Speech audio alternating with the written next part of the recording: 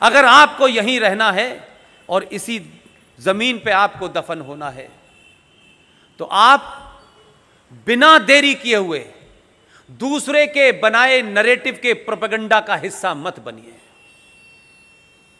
एक ताकतें हैं बहुत सारी जो ये चाहती हैं कि जगह जगह इस देश के हिंदू सीएए पे चर्चा करें।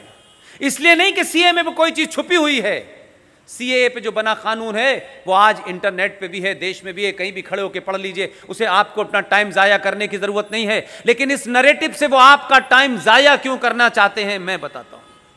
इसलिए मैं चाहता हूं कि उसमें आप अपना टाइम बर्बाद न करें। आप भारत के लोग हैं, संविधान को मानते हैं, संसद में आपका यकीन है, आपने कहा कानून बनाया, कानून बन गया, सरकारों का कान है। आप तो अब यह कहिए कि यूनिफॉर्म सिविल कोड कब लाओगे, देश पे चर्चा करें कि uniform civil code. Shaheen Bagh वालों को पता चल जाएगा कि अभी तो हम उठे नहीं थे, इसने फिर बैठने की नौबत ला दी है। इसलिए अगर पूरे देश में 1 करोड़ भी शाहीन बाग बन जाएं तो आप लोग एक वक्त का व्रत रखें और कहें अल्लाह करे ये 2 करोड़ हो जाएं। ये जितने शाहीन बाग बनाएंगे, जो सोया हुआ हिंदू है उसे जगा के ही मानेंगे। ये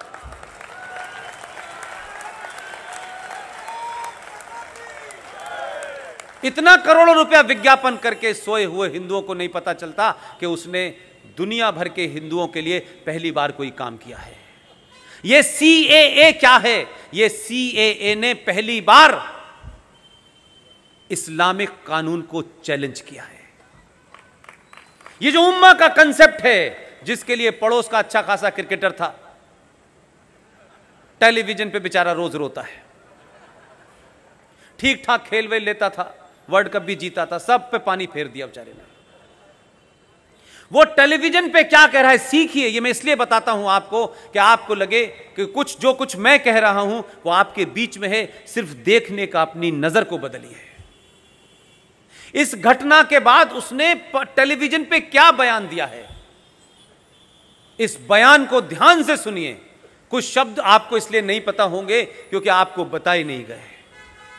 उसने टेलीविजन पे आके बयान दिया, आपके टेलीविजन पे तमाम चला। उसने कहा ये जो आया है गुजरात से, इसने पूरी उम्मा को, उम्मा समझते हैं, इस्लाम में नेशन का कंसेप्ट नहीं होता। They don't believe in concept of nation, कि ये इतना इलाका है, ये नेशन है।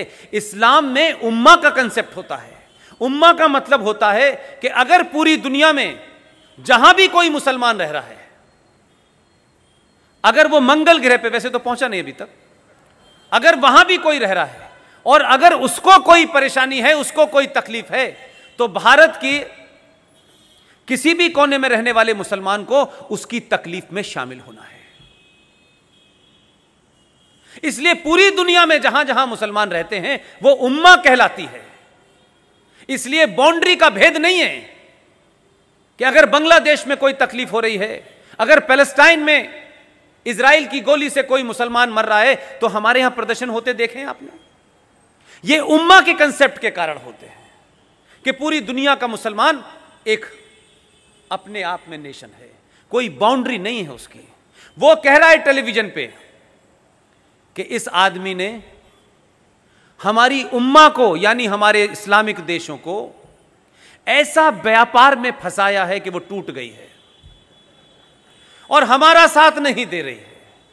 कह रहा है उम्मा हमारा साथ नहीं दे रही है। लेकिन मैं उससे आगे के नैरेटिव पे जाता हूं क्योंकि मेरा ध्यान ज्यादा उधर ही चलता है, क्योंकि उम्मा के बीच में पैदा हुआ हूं मैं, मेरी सोच भी उसी अंदाज की है, इसलिए मैं आपको बेहतर तरीके से शायद कन्वे कर पाता हूं।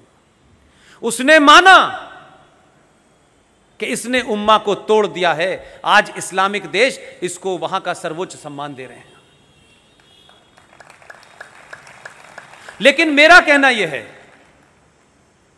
कि हम हिंदुओं में, सनातनियों में, हमारी तो मानसिकता यह है कि पड़ोसी का घर जलता है तो हम ये कहते हैं हमें क्या फर्क पड़ता है, हमारा तो नहीं जल रहा।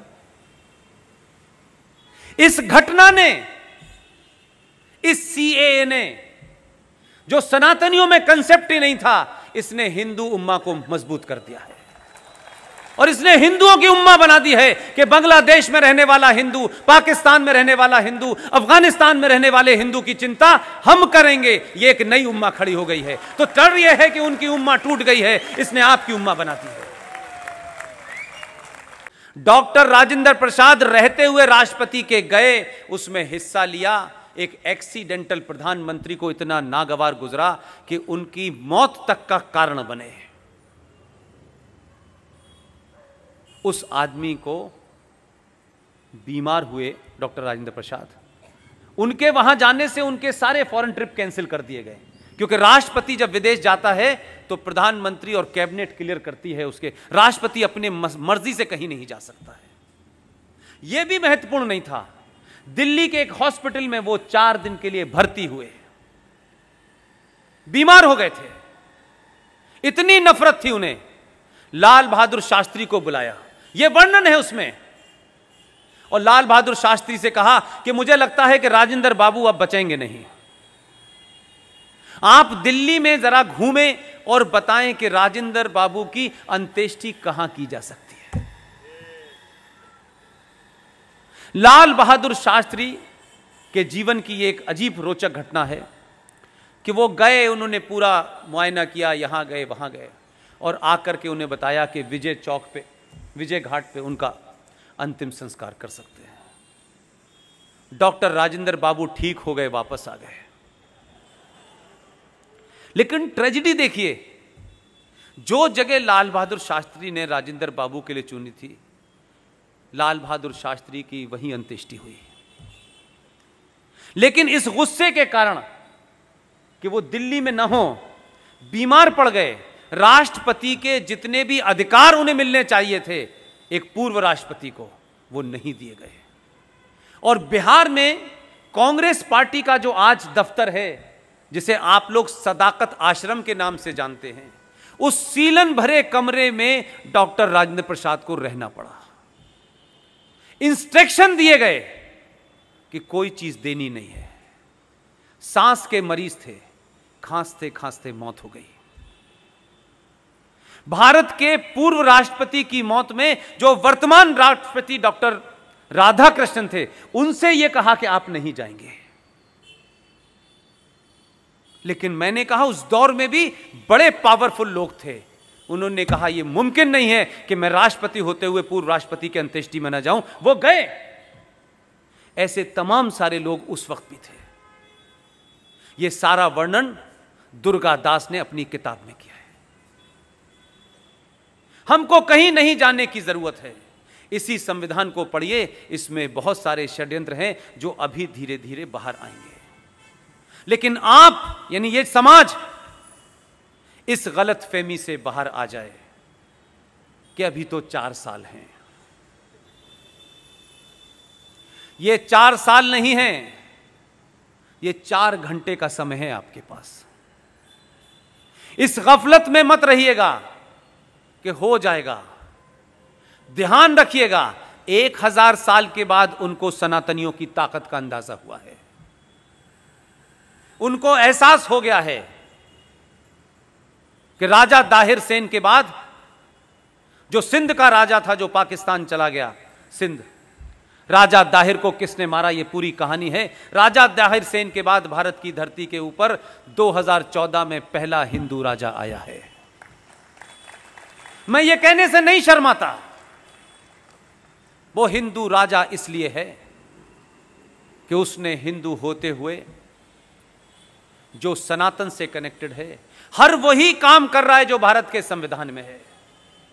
इसलिए भारत की धरती पर, लोकतांत्रिक और रिपब्लिक धरती के ऊपर जो एक इस्लामिक राज्य को बसा दिया गया था, उसने पहली फुर्सत में उसे कुचल दिया है। ये ताकतें जो पूरे देश में सवाल खड़े कर रही हैं, जो नारे लगा रही हैं हम जिन्ना वाली आजादी चाहते हैं, पाकिस्तान से रिश्ता क्या, ला इलाहा इल्लल्लाह, जो याकूब मेनन की नारे लगा रहे हैं, जो दुनिया भर में वहां की औरतें जिन्हें आप कहते हैं ये बेचारी बुजुर्ग महिलाएं हैं,